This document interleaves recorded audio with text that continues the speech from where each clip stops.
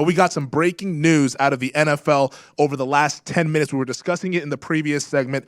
Tampa Bay Buccaneers quarterback Tom Brady, after 22 seasons, will retire from the National Football League. This is according to Adam Schefter. Jeff Darlington at ESPN, CBS's Jason La Canfora mentioned this yesterday, that folks close to Tom Brady were saying he's looking like he's going to retire and issue a statement out in the coming days. So we wanted to bring in our guy, Michael Lombardi. He's been a front office executive in the NFL, host of Lombardi Line here at VSiN, worked with Tom Brady in that New England Patriots organization. Michael, thank you for joining us here. You were on earlier today. We had to bring you on here for this big breaking news out of the NFL. Your initial reaction to Tom Brady hanging up the cleats after 22 illustrious seasons.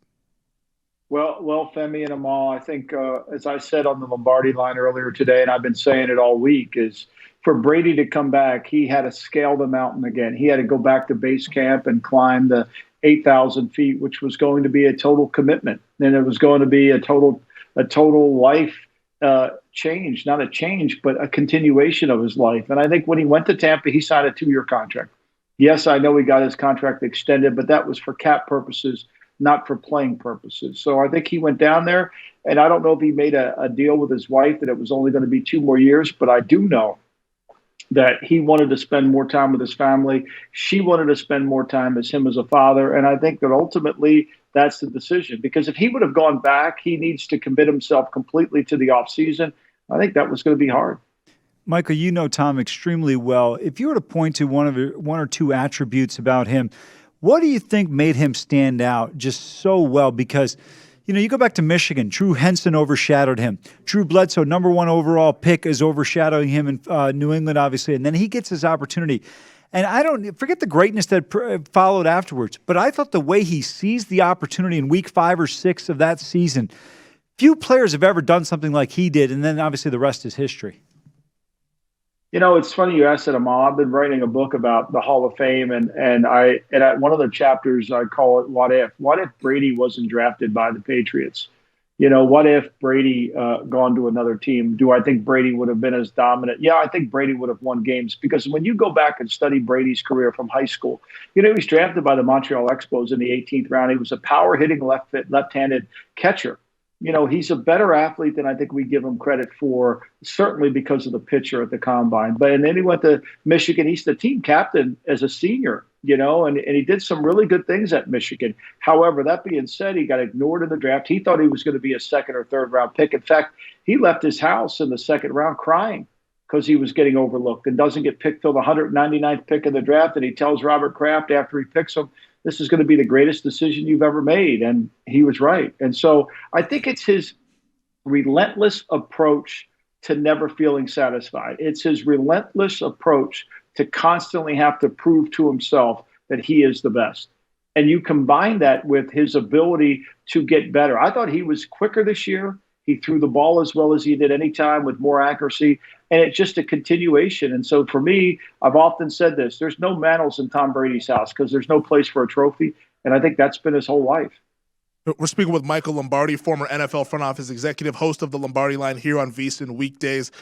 Michael, you tweeted out about 10 minutes ago, and I want to bring this up here because you just gave your thanks to Tom Brady. The tweet just says, all I can say is thank you, thank you, thank you.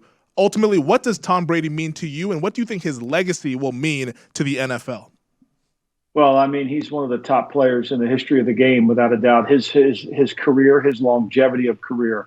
My thanking him is for twofold: for being able to watch him and enjoy him as a fan, as somebody who studied the game, and then being a teammate on the same team and winning 2 Super Bowls with him. To me, I don't know what else to say but thank you. And I do think that it was the perfect storm. Malcolm Gladwell wrote in his book Outliers that had Bill Gates not grown up in Seattle, we might not have Microsoft, because he had access to the computer lab at the University of Washington. Had Brady gone to Buffalo, would he have won? Sure. But I think the perfect storm of coming together with somebody who believed in culture, somebody who wanted to work hard, somebody who sought improvement every single year, that combination was deadly. There was a chance that Peyton Manning could have eventually gone to the Jets. And had he gone, his numbers may not have looked as tremendous as they did as his career with the Indianapolis Colts. But I have a feeling he would have won more than one Super Bowl playing for Bill Parcells. I think the combination of these two gentlemen really made a difference, and I think we could see that. I mean, Aaron Rodgers and Brett Favre have won 2 Super Bowls in 30 years in Green Bay. Joe Flacco and Trent Dilfer have won 2 Super Bowls in Baltimore. I think the combinations are always important. Michael, I love the point you made about Bill Gates and the computer lab up at UW, and I think it's a great point with Brady and Belichick, how it fits in. I want to go back a little bit to scouting. I know you remember this game. And listen, obviously he went to Michigan, so I probably never gave Brady as much credit as he deserved because of how great he was. But Michael, that game against Alabama in the Orange Bowl, and when he dropped to the 6th round, I never understood it. I thought him and David Terrell all year were simpatico. I thought this kid was unbelievable. I just didn't see it. They said arm strength. I said, look, nobody thought he was going to be what he was going to be, but I thought at least first 3 rounds, I thought he could really throw the ball. He had moxie. I just thought he had what we quantify as it. We don't necessarily know how to project out what it is, but he seemed to have it at Michigan. And Amal, there's no doubt. And when you go back and study his career at Michigan, it's there. You know, the Citrus Bowl win, the Orange Bowl win that you cite, I mean, it's remarkable, right? So, you know, it truly was there that oftentimes that pitcher, we ignore it. He isn't a good athlete. Well, how do you get drafted by the Montreal Expos in the 18th round if you're not a good athlete? You have to have eye-hand coordination, right? You got to have a strong arm. I mean, they're not taking weak-armed guys, right? So I think he constantly was always stereotyped and overlooked. Well, he only had 2 scholarship offers, Michigan. When he went to Michigan, he was 7th on the depth chart. He worked his way up. I mean, he forced Lloyd Carr to play him. It wasn't a question of anything. And I think he's always done this through his career. And my hat's off to him. And I think the other thing, too, is when he first started, you know, he's the MVP of that Super Bowl in 2001. When he first started, you know, that game was a little back and forth. It was a more defensive game. I mean, Ty Law intercepts a pass for a touchdown. Willie McGinnis, you know, they almost return a touchdown off a fumble, but Willie McGinnis gets called for holding. I mean, that was the defense and then the final drive of the game. With no timeouts, he brings them back down, and they kick that Adam Vinatieri field goal to win the game. I mean, it's just his moxie at the gate and under pressure situations that made a difference. And, you know, we've got to enjoy him for more years than I think any of us thought. When I went to New England in 2014, I didn't think he was going to play much longer, and I was way wrong. Michael, to me, he's like Wayne Gretzky, right? The greatest in their individual sports, and nobody has anything negative to say about them. With Brady, you might be a Colts fan, a Chargers fan. You respect his play on the field, but nobody has disdain towards him. And I think that's something that really just tells you and speaks to his greatness on the field. But also, I was so impressed with some of the comments he's made throughout the year. Antonio Brown, some controversy. He's always handled it like a champ.